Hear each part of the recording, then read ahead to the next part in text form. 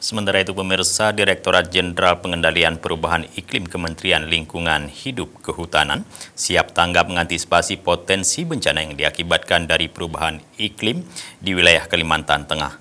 Hal ini untuk menghadapi berbagai bencana hidrometeorologi yang dipengaruhi oleh perubahan iklim. Direktorat Jenderal Pengendalian Perubahan Iklim pada Balai Pengendalian Perubahan Iklim dan Kebakaran Hutan dan Lahan BPPI-KHL wilayah Kalimantan Tengah setiap tahunnya terus mendata berbagai dampak bencana dari hidrometeorologi akibat perubahan iklim. Hingga kini, berbagai wilayah dan lokasi di kabupaten kota di Kalimantan Tengah masih dilanda banjir akibat perubahan iklim yang ekstrim. Beberapa kabupaten yang sering terdampak ketika terjadi perubahan iklim ekstrim, baik di musim hujan dan kemarau, seperti di Kabupaten Barito Utara, Barito Timur, Barito Selatan, Kabupaten Gunung Mas, dan Kota Palangkaraya.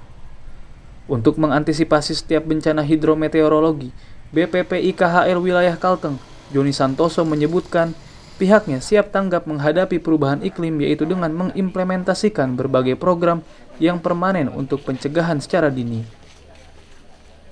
Oleh karenanya, perlu ada solusi-solusi yang permanen dapat mencegah atau mengendalikan terjadinya karhutla tersebut. Langkah-langkah yang diambil, yang pertama sosialisasi kepada masyarakat tentunya, dan bagaimana kita bisa meningkatkan peran masyarakat luas dalam pencegahan karhutla tersebut. Ada kegiatan patroli pencegahan baik mandiri dan terpadu. Informasi peringatan dini yang dikeluarkan oleh instansi terkait hidrometeorologi menjadi hal utama sebagai informasi kepada masyarakat agar lebih tanggap dan waspada menghadapi ancaman perubahan iklim di Kalimantan Tengah. Bencana yang ditimbulkan akibat perubahan iklim ekstrim bisa berupa banjir dan kekeringan yang memicu kebakaran hutan dan lahan.